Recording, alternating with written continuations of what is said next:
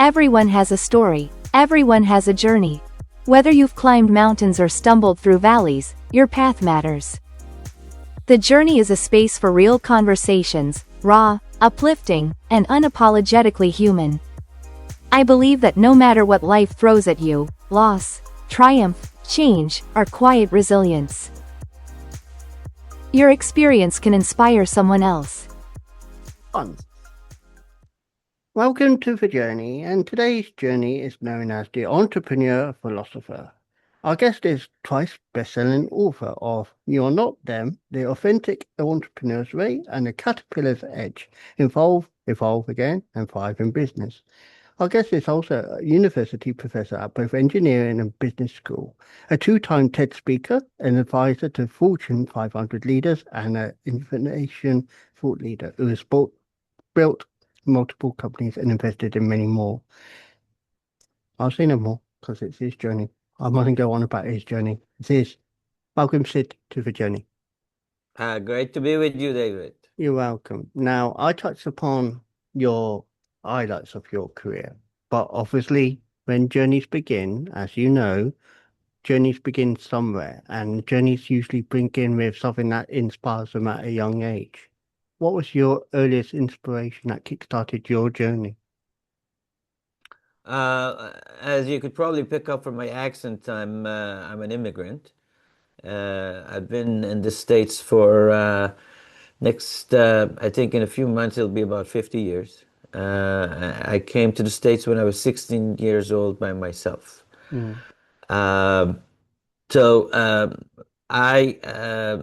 believe that, and we could talk about, that's why they call me the philosopher, because I philosophize everything. Which is good. I believe that every immigrant is an entrepreneur. Because entrepreneurship is not about money. It's about exchanging what we have with something better, knowing that there is risk.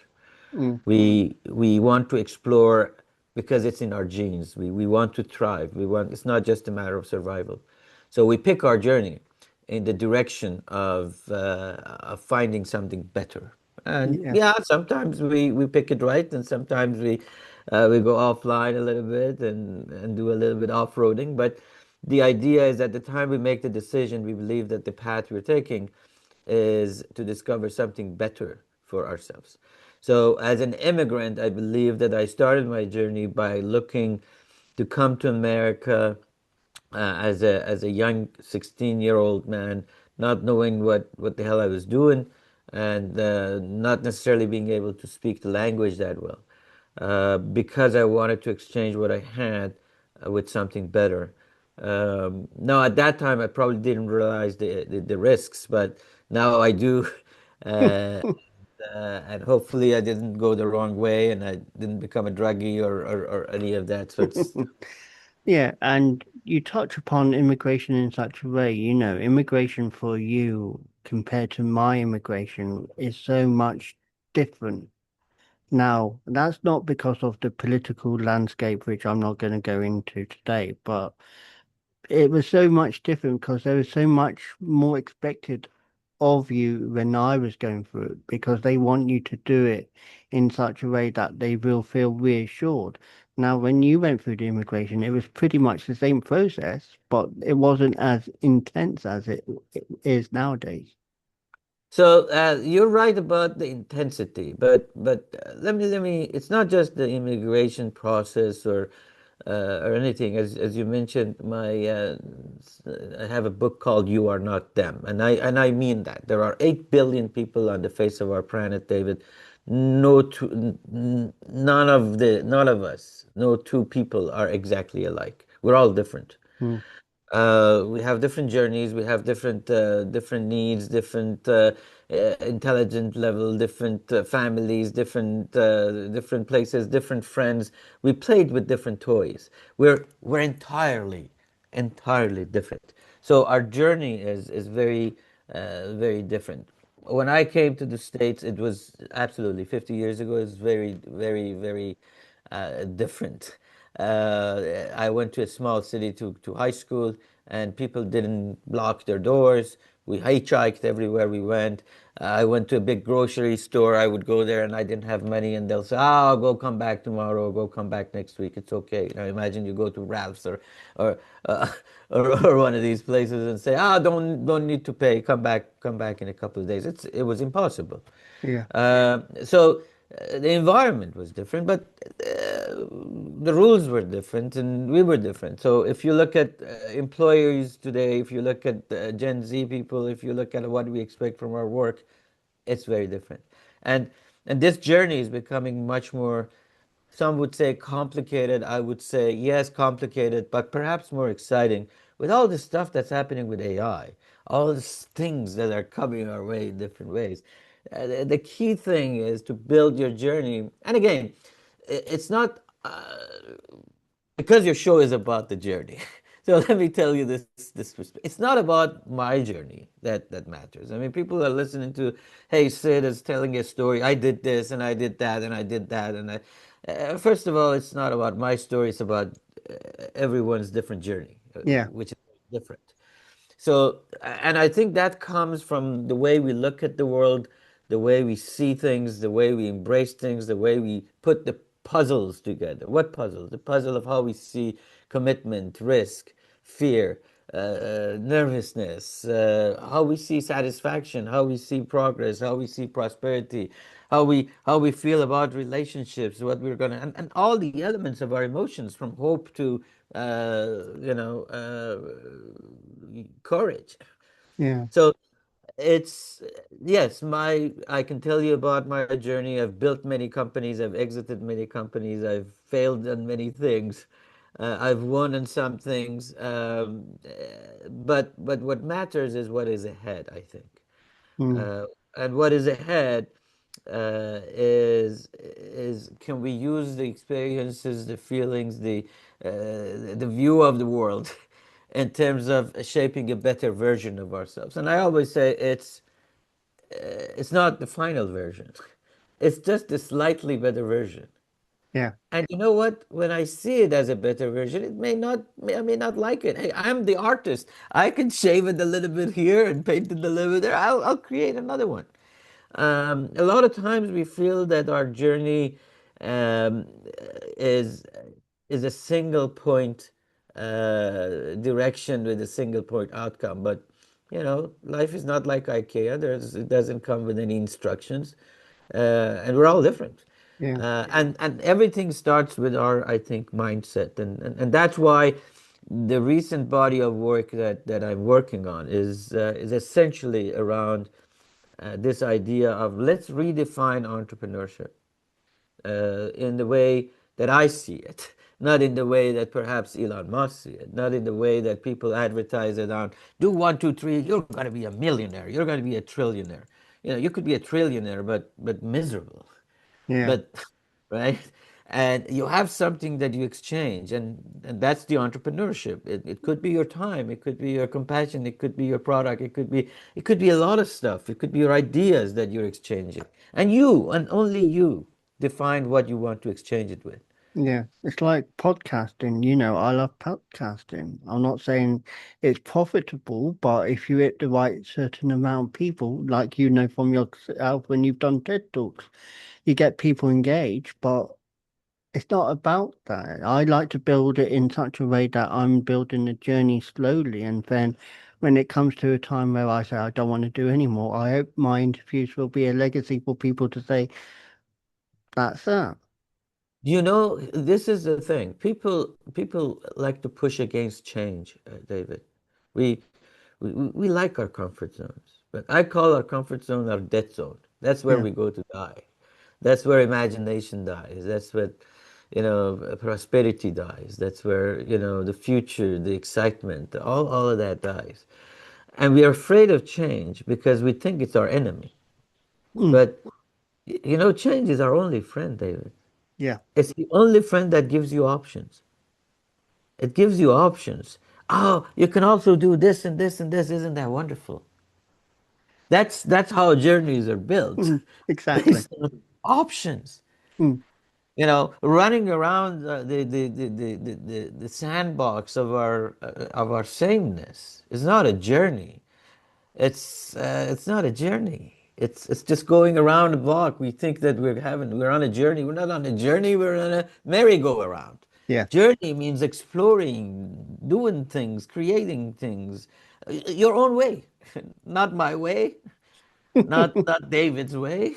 Yeah. David likes to do the podcasting. I may like to do something else. Somebody else would like, and it's all great.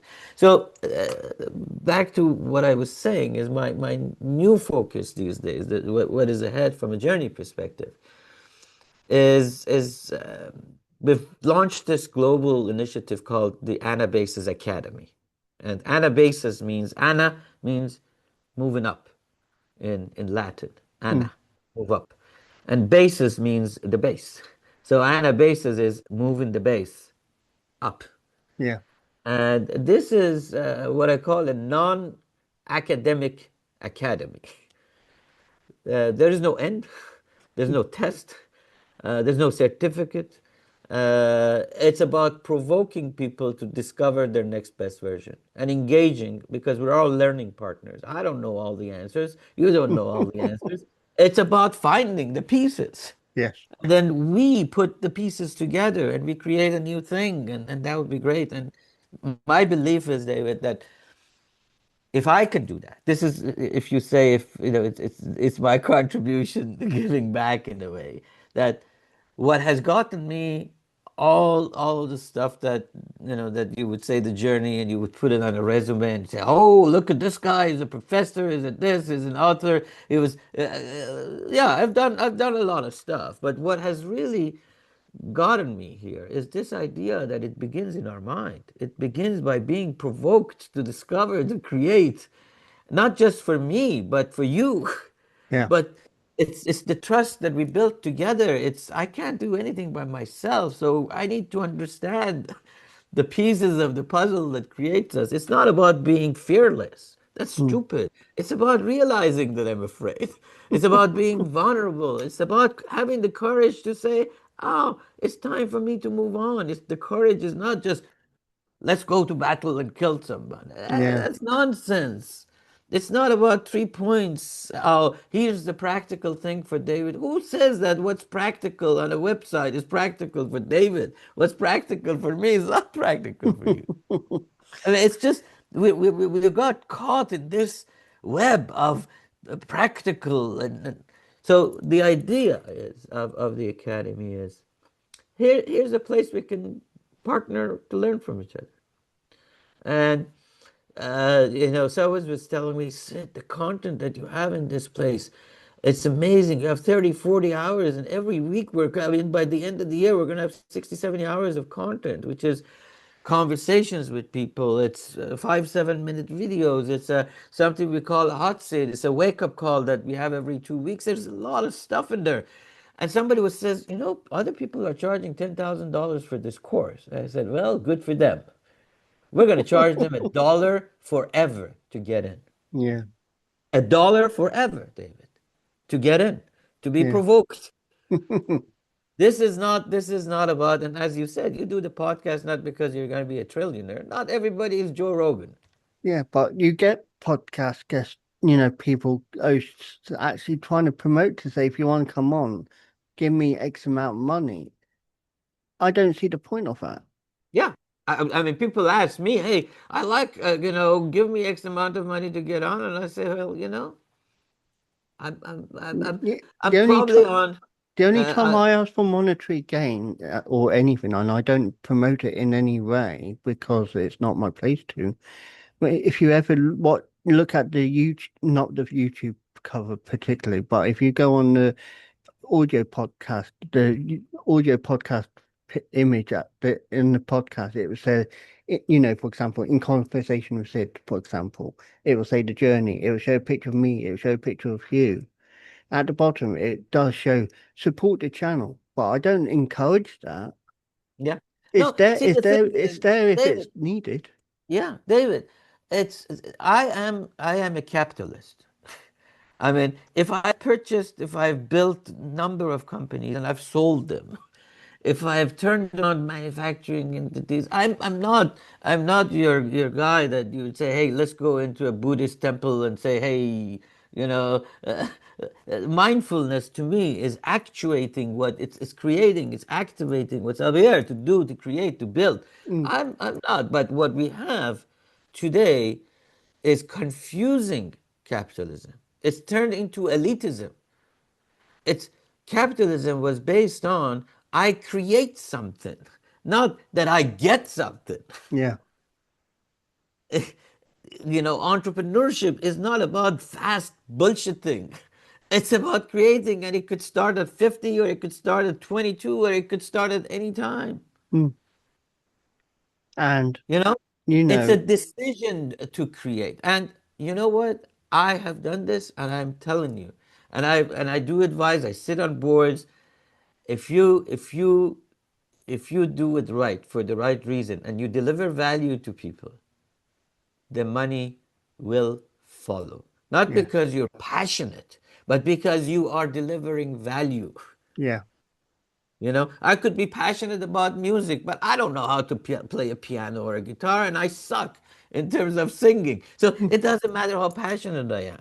What matters is, can I create something out of this that has value to you? And if you buy, you help me because you want to, not because I Yeah. force It's like, you get these famous people. I say famous because they are famous. You get famous business people. You mentioned Elon Musk earlier, but there's a person in England who's Lord Alan Sugar. Alan Sugar started off just working on a basic market stall, which in the terms of America is like a stall in the street. And he started off there. He started off basic. He's now a multi-millionaire. He's a lord or whatever he is. Sir, no, yeah, he is lord. I can't say so. So he's a lord. He got a peership just by doing what he did, because he turned business from a stall to a business in the warehouse to a business that sells globally. So you the, can the, see the transition. He went from something very basic to something where he is now. The problem is, David, now we have all of this noise. Become a trillionaire overnight. Become a billionaire And overnight. you see that in adverts. It pops up sometimes. If you look on social media, it flashes up at you like, be a millionaire. Yeah. So and this I think is putting us as, and again, you said they call me, this, by the way, this entrepreneur philosopher came in a conversation I had a few years back on, I think it was on a TV appearance or something, anyways, and the guy says, well, man, you're an entrepreneur, but you're a philosopher, so we're going to call you the entrepreneur philosopher.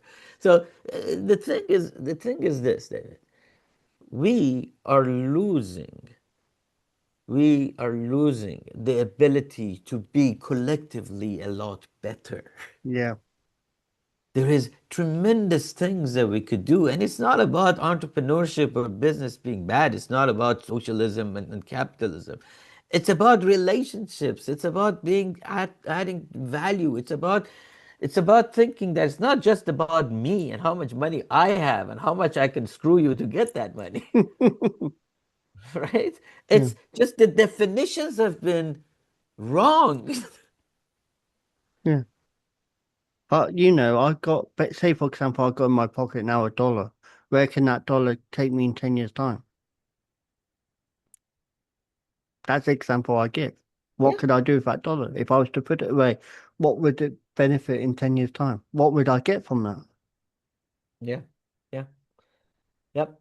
So, the thing is that what I have learned from my journey, doing all the stuff that I've done, uh, is kind of irrelevant. What is relevant is, I think, where I hope to go, and the partners that we like to have. The reason I do this, David, with you, and I do lots of podcasts. I have hundreds of articles from USA Today to Forbes to Time Magazine to you name it. I'm on TV, from Newsmax to Fox to BBC and all that. The reason I'm doing it is because I fundamentally believe that we have something to unleash in the next generations to come. And I'm probably Yes. not here to see that. With the advent of this AI giving us this, I mean, how many books can I read? Yeah, I've read probably hundreds of books, but that's me. Most people don't, right? But now I have access to the knowledge of thousands and thousands of intelligence. I can code. I can do anything I want. And this is just now the evolution of humans have changed from, hey, are my fingers like this, or my brain is bigger or smaller? Am I tall? Am I short? Am I, slowly we need to be focusing on evolving here because the mundane can be done. The role of creativity and innovation, of building better things, it's all here in our mind. And we are fully capable of doing it. It's in our genes, David. It is. We are built to thrive, not just survive. I agree on that. So the last question I like to ask, and obviously people would want to know more, is there a website where they can follow you more and ask you more about you? Yeah. I would like to, the website is Anabasis, Anabasis, academy.org, not .com, .org. And I would like to invite folks to first just click on the top, join one of our free sessions that are every 2 weeks. It's free forever. It's not trying to get you to do something else. It's not. And we have a wake-up call where we take a very narrow topic. It could be about resilience. We've talked about listening. We've talked about being right. We've talked about pivoting and changing. We take a very narrow topic and we dig deep for about 10, 15 minutes of talk. And then we have people and conversations for another 15 minutes. And then we get into what we call a hot seat, where we bring in an entrepreneur who wants to do things at different stages, and we begin to dig deep in their mindset, not what they do, but how do they deal with the challenges that they face mentally. So I'd like to invite people to do that.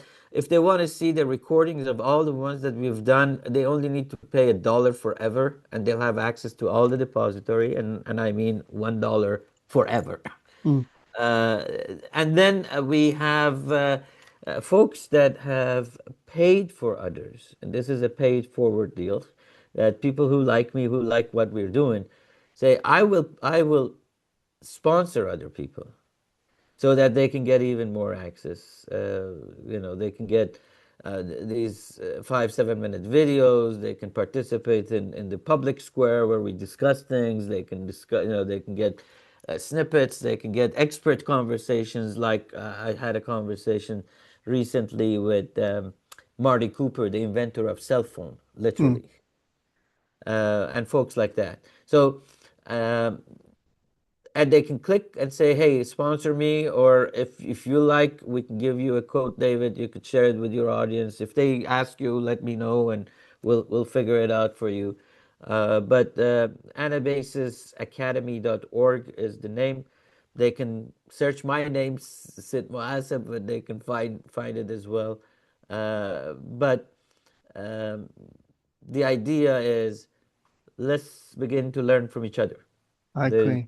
There is a better version of all of ourselves, not a final version, a better version, whether we are 22 years old or 55 years old. I agree on that. And on that, I'd just like to say, Sid, it has been a pleasure talking to you. I'll make sure all the links that you sent me will be in the description so people can find you that way. David, it was a pleasure to speaking to you, and I'm honored to be sharing my message with your audience. Thank you very much. Thank you. Hi, my name is Ammie Harrison. I just published another book, and this is the first hard copy I've released. Let's claw right into a sneak peek. Hi, I'm my Galaxy Brat. Error. It is becoming clearer. Y'all probably think I'm annoying. Turns out they all just plain boring. I'm just being me, the realest version. Sweet on the inside, tell like it is on the outside. Yes, I embrace love, never hate. But honesty flies in my mouth like a dove. Be careful before it's too late. If you want to read more, visit the link in the description. Meow at you later. Parsons, The narrator is Kate Barton. Director and producer, Darren Street. Tim Parsons would like to thank family and friends for their support with the paramedic Chris venture. The series is dedicated to the memory of his father, Reverend David Parsons. Copyright Tim Parsons 2020, all rights reserved. Unauthorized use, copying or sharing of this audiobook is strictly prohibited. This has been a VoiceReel studio production for Tim Parsons. Oh, good afternoon, everyone. I've just been listening to the Paramedic Chris children's books on audio again, and I just love it because they've given a tribute in one of them to my dad as well, who passed away a few years ago.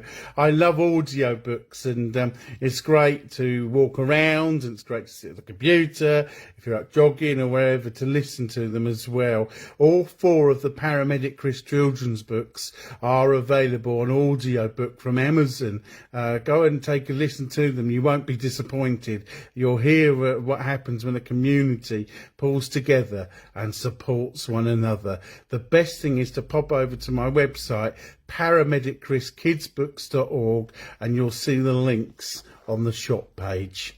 Keep safe, everyone, and thank you for being you.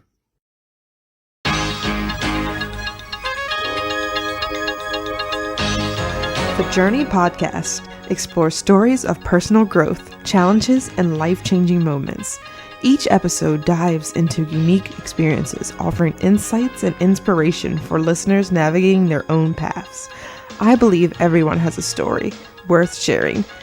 If you'd like to share your journey with David and others, email your story to wisewords1983@reborn.com, and it may be featured in a future episode.